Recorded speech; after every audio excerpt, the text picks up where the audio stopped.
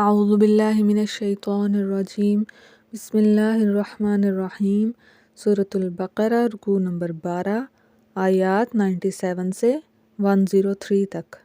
قل کہہ دیں، من جو کانا ہو عدوًا دشمن، لجبریلا جبریل علیہ السلام کا، فإنہ تو بے شک اس نے، نزلہ یہ نازل کیا، علی اوپر، قلبکا آپ کا دل، بِإِذْنِ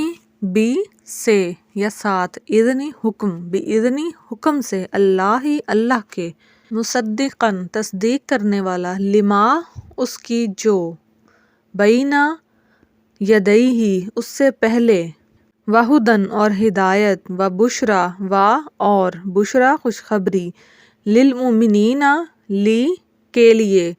المؤمنین ایمان والوں کے لیے۔ کہہ دیں جو جبریل علیہ السلام کا دشمن ہو تو بے شک انہوں نے یہ آپ کے دل پر نازل کیا ہے،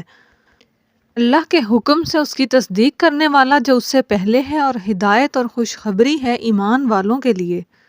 من جو کانا ہو عدوًا دشمن، للہ اللہ کا، اور ملائکتہ اس کے فرشتوں کا، اور رسلہ اس کے رسولوں کا،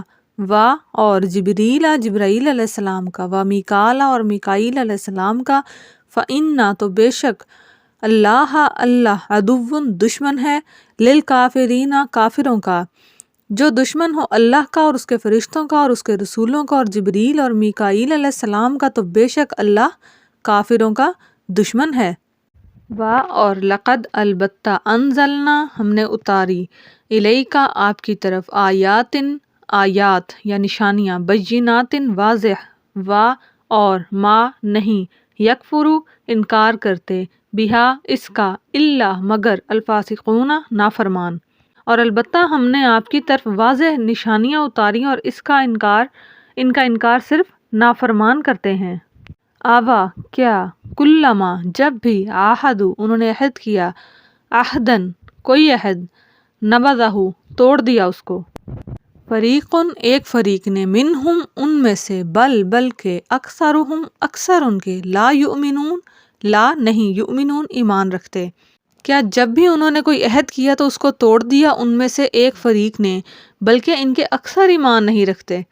ولما اور جب، جاء آیا، ہم ان کے پاس، رسول ایک رسول، من سے، عندی طرف، اللہ کی، مصدقن تصدیق کرنے والا،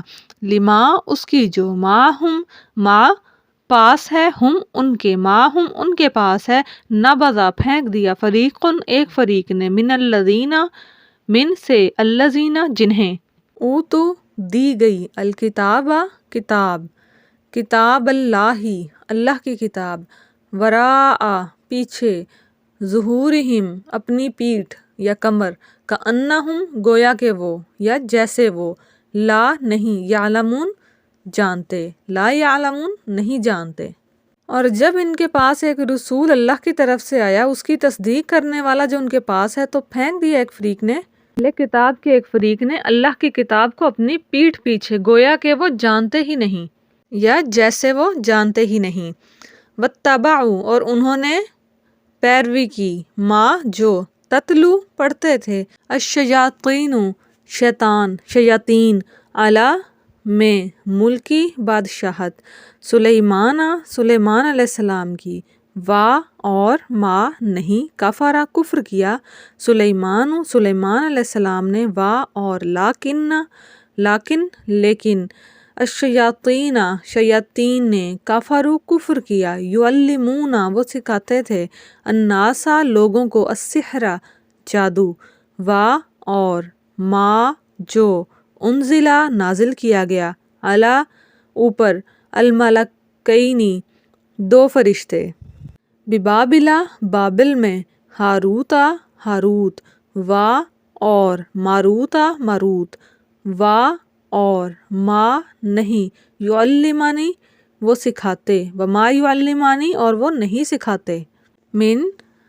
احدن کسی ایک کو، حتی یہاں تک، یقولا وہ کہہ دیتے، انما صرف، نحن ہم، فتنۃ آزمائش، فلا پس نہیں، تکفر کفر کر،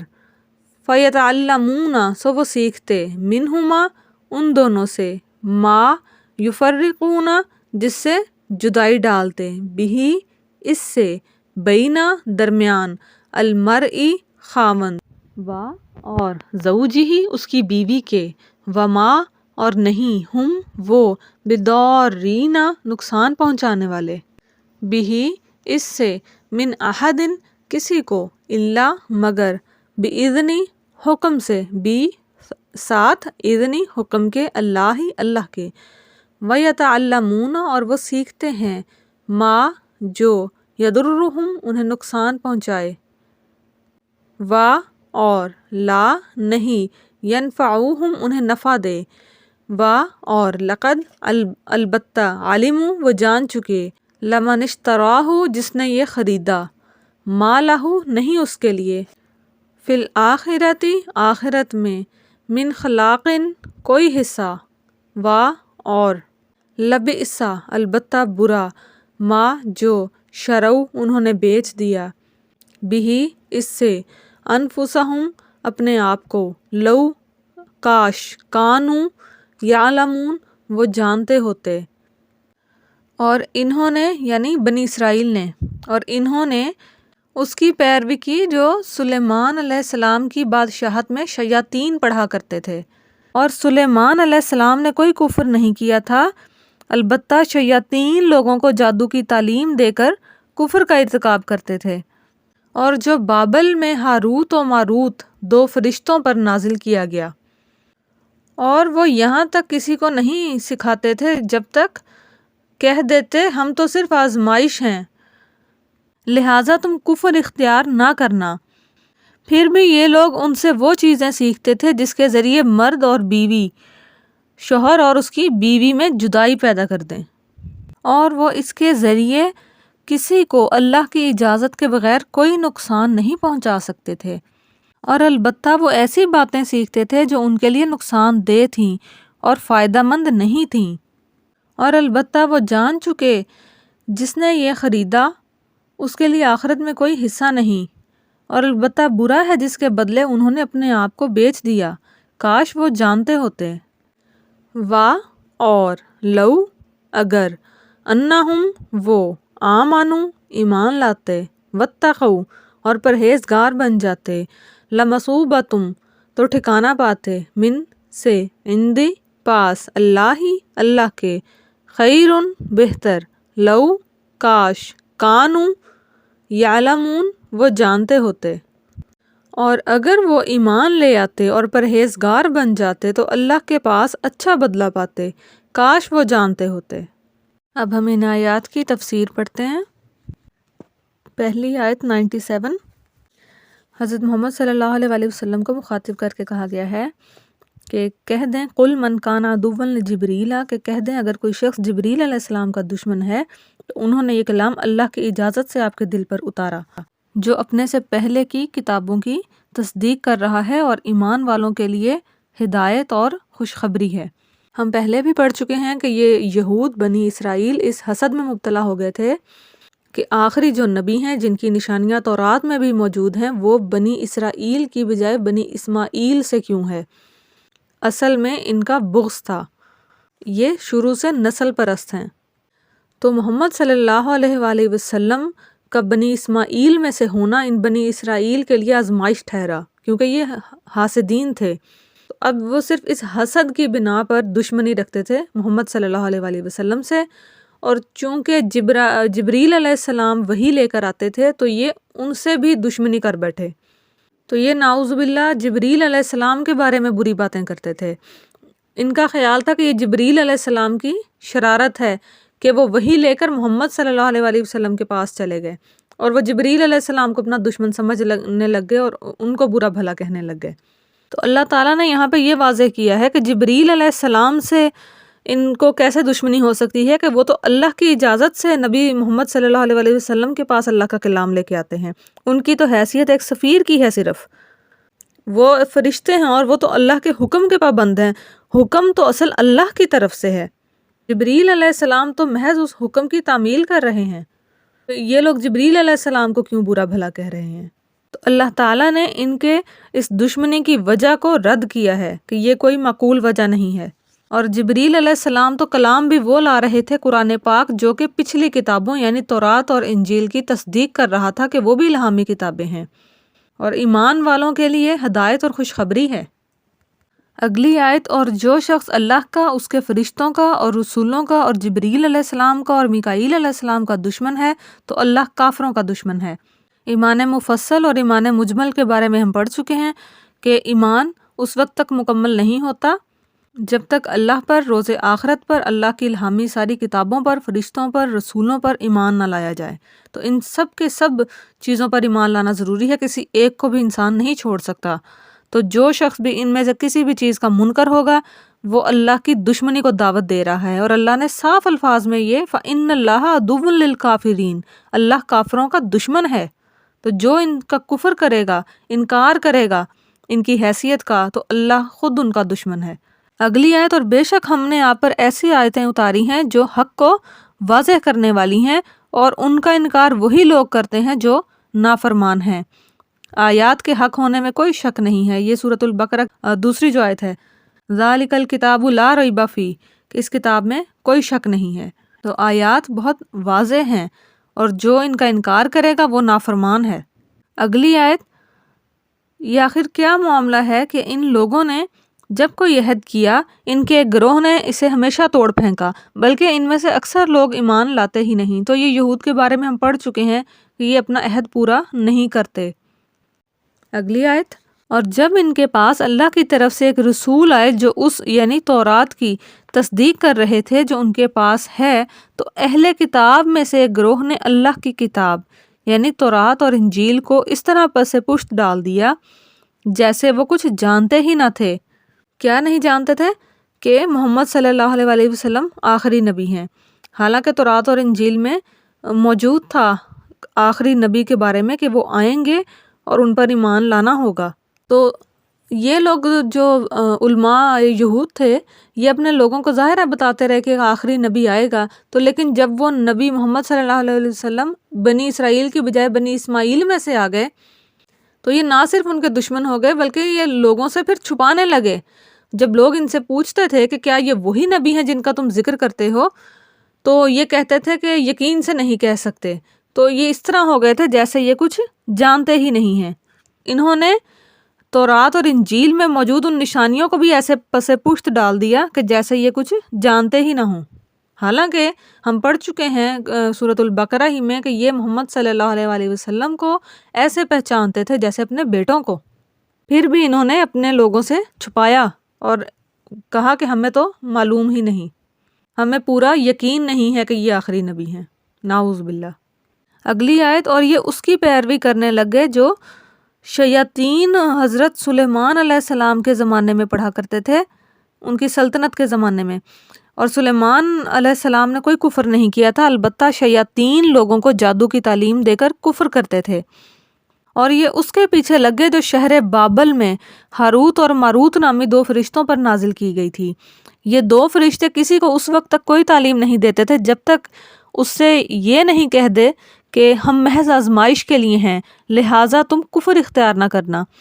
پھر بھی یہ لوگ ان سے وہ چیزیں سیکھتے تھے جس کے ذریعے میاں اور بیوی میں جدائی پیدا کر دیں، اور وہ اس کے ذریعے کسی کو اللہ کے حکم کے بغیر کوئی نقصان نہیں پہنچا سکتے تھے۔ عراق میں ایک شہر تھا بابل۔ یروشلم پر جب حملہ ہوا تھا اس کا بادشاہ بھی یہیں بابل شہر کا تھا، نبوخد نصر، اور نمرود بھی بابل ہی کا بادشاہ تھا۔ حضرت سلیمان علیہ السلام کے دور حکومت میں جنات اور انسانوں کا باہمی میل جول بھی ہوا کرتا تھا، جس کی وجہ سے جنات لوگوں کو جادو کی تعلیم دیتے تھے، اور یہ یہودی خاص کر اس کام میں، اس ناجائز کام میں ملوث ہو گئے تھے بہت بری طرح سے۔ انبیاء کرام اور دوسرے لوگ انہیں جادو سے منع کرتے تھے، یہ بات نہیں مانتے تھے۔ ہم پڑھ چکے ہیں کہ یہود اور حضرت موسیٰ علیہ السلام اور حضرت عیسیٰ علیہ السلام کے درمیان بھی 70,000 انبیاء یہود کی طرف مبعوث ہوئے تھے، تو یہ کسی بھی نبی کی بھی بات نہیں مانتے تھے۔ انہوں نے اپنے جادو یعنی شعبدہ بازیاں لوگوں کو دکھا کر لوگوں کو اپنا پیروکار بنا لیا تھا۔ تو اس موقع پر اللہ تعالیٰ نے اپنے 2 فرشتے جن کا نام ہاروت اور ماروت تھا ان کو دنیا میں انسانی شکل میں بھیجا تاکہ وہ لوگوں کو جادو کی حقیقت سے آگاہ کریں اور یہ بتائیں کہ ان کی جو یہود جادو سیکھ کے شعبدہ بازیاں کر رہے ہیں ان کا معجزوں سے کوئی تعلق نہیں ہے، یہ کوئی خدائی معجزے نہیں ہیں بلکہ یہ جادو ہے۔ معجزہ جو ہوتا ہے یہ صرف اللہ تعالیٰ ہی کے ہاتھ میں ہوتا ہے کہ اللہ ہی کسی نبی کو جیسے کوئی معجزہ عطا کر دیں،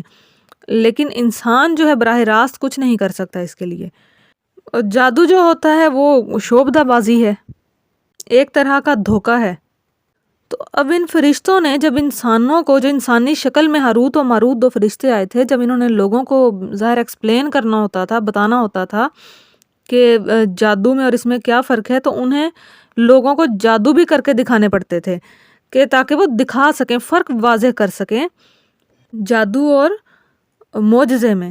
تو لیکن جب وہ یہ سب لوگوں کو دکھا رہے ہوتے تو وہ ساتھ ساتھ تنبیہ بھی کرتے تھے ہاروت و ماروت کہ یہ صرف ہم تمہیں بتانے کے لیے کر رہے ہیں، فرق بتانے کے لیے کر رہے ہیں، تم ان پر عمل مت کرنا اور تم جادو سے پرہیز کرنا۔ اس لحاظ سے ہمارا وجود یعنی فرشتوں کا وجود تمہارے لیے ایک آزمائش ہے کہ تم ہماری باتیں سمجھ کر جادو نہیں کرو گے، کیونکہ ہم تو صرف تمہیں جادو اور معجزے میں فرق بتانے کے لیے یہ کر رہے ہیں۔ اب انبیاء کرام، یہ سوال آ سکتا ہے کہ انبیاء کرام نے کیوں نہیں یہ کر کے دکھایا؟ تو یہ انبیاء کرام کو ان کا جو رتبہ ہے، انبیاء کرام پاک ہستیاں ہیں، تو یہ ان کو زیب نہیں دیتا تھا، تو اللہ تعالیٰ نے فرشتوں کو اس کام پر لگایا کہ وہ یہ کر کے دکھائیں۔ لیکن لوگوں نے ظاہر ہے بات نہیں مانی فرشتوں کی، اور انہوں نے جادو سیکھ کر اس کو استعمال کرنا شروع کر دیا غلط کاموں کے لیے۔ اور ان میں سے سب سے زیادہ غلط کام جس کو خاص آیت میں اللہ تعالیٰ نے ہائی لائٹ کیا ہے وہ ہے میاں بیوی میں جدائی ڈالنا۔ یہود پر سب سے زیادہ اللہ تعالیٰ نے لعنت فرمائی ہے اور سب سے زیادہ سخت احکامات انہی کے خلاف آئے ہیں۔ اللہ تعالیٰ نے ان کو سب سے زیادہ مجرم ٹھہرایا ہے، تو ان کے خلاف جو اللہ نے چارج شیٹ ان کو دی ہے کہ تمہارے یہ گناہ تھے، اب جادو کے استعمال کے بعد جو سب سے برا کام جس کو اللہ نے ہائی لائٹ کیا ہے وہ ہے میاں اور بیوی میں جدائی پیدا کرنا۔ اس سے اندازہ لگا لیجئے کہ میاں اور بیوی میں جدائی ڈالنا کسی بھی طریقے سے اللہ کو کتنا ناپسند ہے۔ اور آیت کا یہ جو حصہ ہے کہ وہ اس کے ذریعے کسی کو اللہ کی اجازت کے بغیر کوئی نقصان نہیں پہنچا سکتے تھے، تو ہم نے یہ بھی پڑھا کہ انبیاء کرام جو حکم دیتے تھے وہ اللہ کے حکم سے دیتے تھے، اللہ حکم دیتے تھے انبیاء کو اور انبیاء آگے انسانوں تک پہنچاتے تھے۔ تو کوئی بھی چیز، کوئی پتا بھی اپنی مرضی سے نہیں ہل سکتا جب تک اللہ کی مرضی شامل نہ ہو۔ تو یہاں پر یہ بات کلیئر کی گئی ہے کہ جادو کا اثر بھی تب تک نہیں ہوتا جب تک اللہ نہ چاہے۔ بے شک یہ سبب ہے، دنیا میں بہت سے اسباب ہوتے ہیں چیزوں کے، جادو بھی انہی میں سے ایک سبب ہے، لیکن جب تک اللہ نہ چاہے کچھ بھی نہیں ہو سکتا۔ تو سوال پھر یہ بھی آ سکتا ہے کہ دنیا میں اتنا جو ظلم ہوتا ہے، اگر اللہ چاہے تو مظلوم کو بچا لے، تو دنیا امتحان کی جگہ ہے، اس لیے یہاں پر ظالم کا زور چل جاتا ہے، کیونکہ اللہ نے ظالم کو پھر اس کے ظلم کی سزا دینی ہے اور مظلوم کو اجر دینا ہے۔ تو اچھے اور برے کام دونوں ہی اللہ کی مشیت سے ہوتے ہیں، کیونکہ یہ انسانوں کا امتحان ہے جس کا بدلہ وہ آخرت میں پائیں گے۔ اور البتہ وہ ایسی باتیں سیکھتے تھے جو ان کے لیے نقصان دہ تھیں اور فائدہ مند نہ تھیں، یعنی انہیں کوئی نفع نہیں دیتی تھیں، اور وہ یہ بھی خوب جانتے تھے کہ جو شخص ان چیزوں کا خریدار بنے گا آخرت میں اس کا کوئی حصہ نہیں ہوگا، اور حقیقت یہ ہے کہ وہ چیز بہت بری تھی جس کے بدلے انہوں نے اپنی جانیں بیچ ڈالیں۔ کاش کہ ان کو علم ہوتا، اور اگر وہ ایمان اور تقوی اختیار کرتے تو اللہ کے پاس سے ملنے والا ثواب یقیناً کہیں زیادہ بہتر ہوتا۔ کاش کہ ان کو علم ہوتا۔ اب علم سے یہاں مراد ہے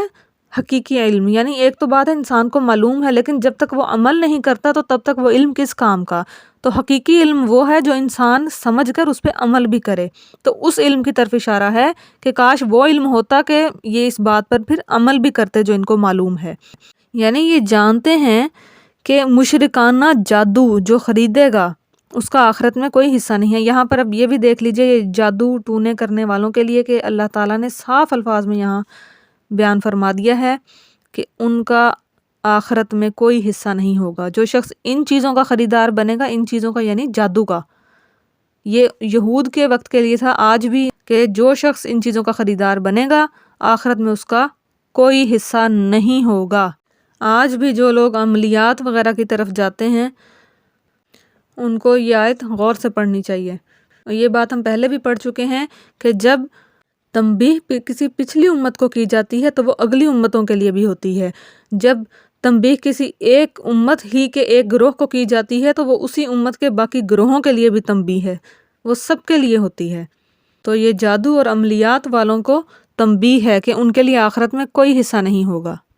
اور البتہ اگر وہ ایمان اور تقوی اختیار کرتے تو اللہ کے پاس سے ملنے والا ثواب کہیں بہتر ہوتا۔ کاش کہ ان کو علم ہوتا۔ تو انسان کو صراط مستقیم پر رہنا چاہیے، تقوی اختیار کرنا چاہیے، نہ کہ ایسے کاموں میں پڑیں جن کے بارے میں اللہ نے کھلی وعیدیں قرآن میں پہلے سے دے دی ہیں۔